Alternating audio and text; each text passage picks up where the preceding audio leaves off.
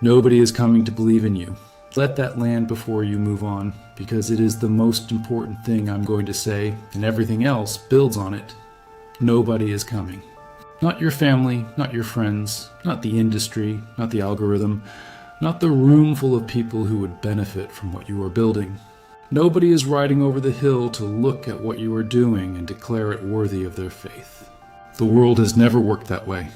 And the people who built the things worth building understood this, not as a tragedy, but as the baseline reality you accept before you can do anything meaningful inside it. If you do not believe in yourself, with a ferocity that the people around you find excessive and a little embarrassing, nothing happens. The idea stays an idea. The business stays a daydream.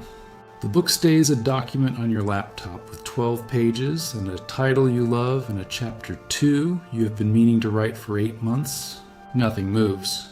Nothing is built. Nothing exists that did not exist before you showed up. The world does not need your permission to ignore you. It is already ignoring you. What it responds to, slowly, reluctantly, eventually, is the person who refused to accept that as the final answer.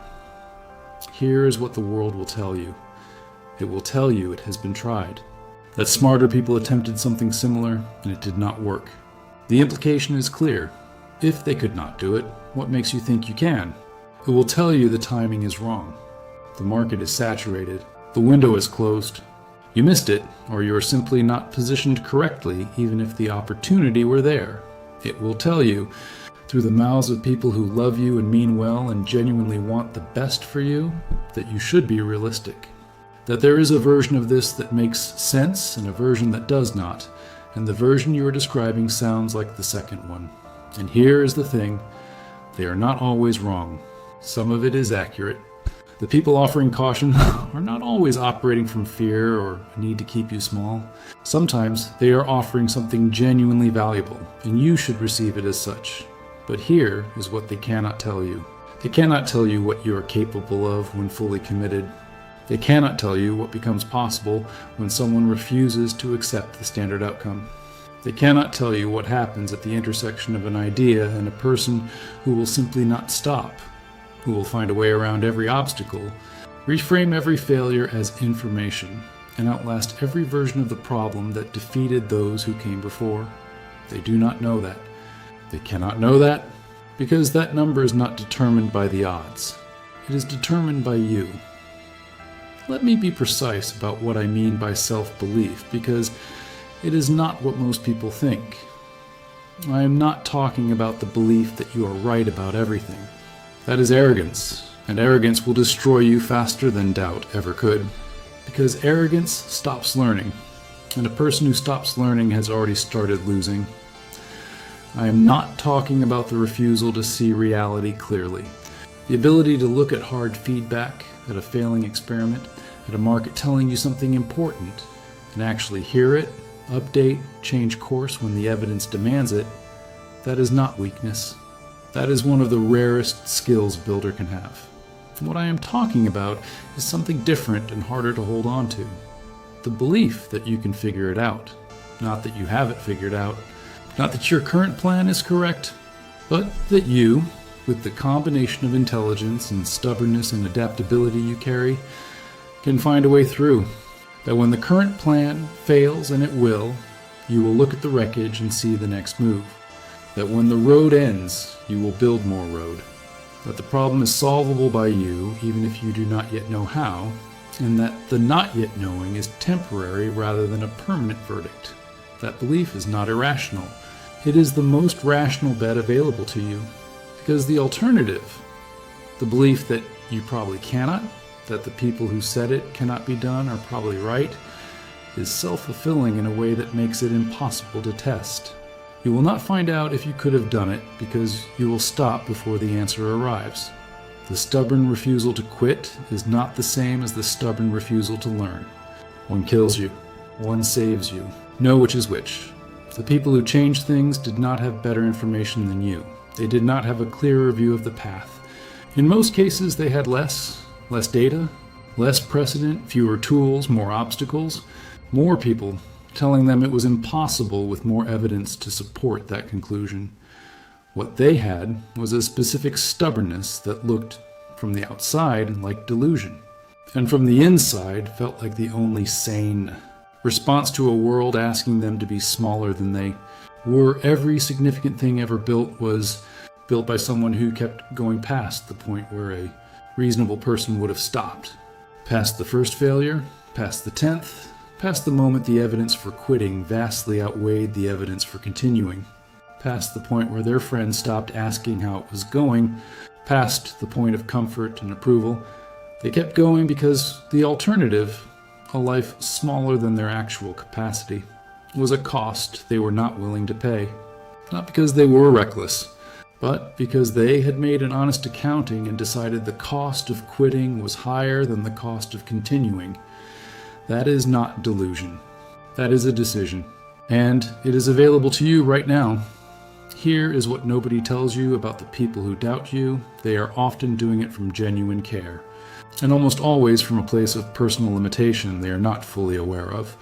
When someone tells you something cannot be done, they mean, with rare exceptions, that they cannot do it, or that they tried something adjacent once and the experience was painful enough that it reorganized their worldview to make the attempt seem unwise rather than simply hard.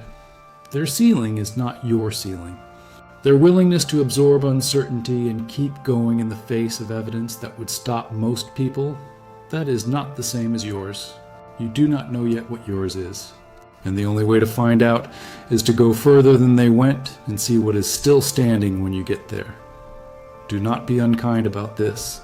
The people who doubt you are usually trying to protect you from pain they know. That deserves understanding, not bitterness. But do not let it determine your ceiling. Receive the caution with grace. Update what needs updating. Then keep going. You are going to have to cheer for yourself, out loud, in the mirror if necessary, in the notes on your phone at 6 a.m. when the doubt is loudest and the progress is slowest, and the gap between where you are and where you are trying to get feels too large to be crossed by someone like you. In the conversations you have with yourself during the long quiet stretches when nobody is watching and it is just you and the truth of what you are attempting and how it is actually going, you are going to have to be your own loudest supporter, not because no one else cares, but because no one else is inside the attempt with you. No one else feels what you feel when a small thing finally works. No one else knows the specific significance of the progress that looks like nothing from the outside, but means everything from where you are standing. Only you have that, which means only you can generate the fuel that comes from truly understanding why this matters and choosing, in the face of all the reasons not to keep going anyway. This is not vanity. This is maintenance. The same way a car needs fuel to move, you need belief to act. And when the external supply runs dry, and it will, the internal supply is the only thing standing between you and stillness. Build it. Tend to it deliberately. Protect it from everything that would drain it without replacing it. The world will tell you it cannot be done until you do it, and then quietly, without apology, it will update its understanding of what is possible. The ceiling rises.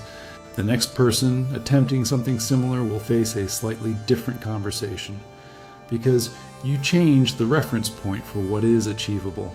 That is the deal.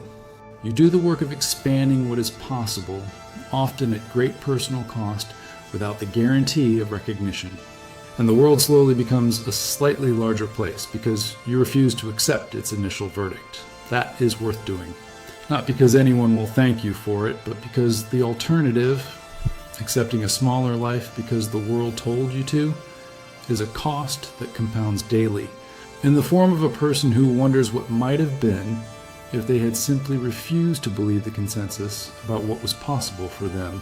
So believe it, not in your plan, not in your current approach, not in the specific outcome you have decided you want.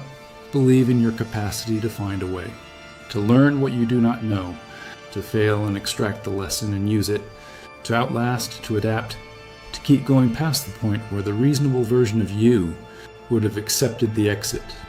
Believe in that, loudly, stubbornly, with the kind of commitment that makes other people uncomfortable because it does not respond the way doubt is.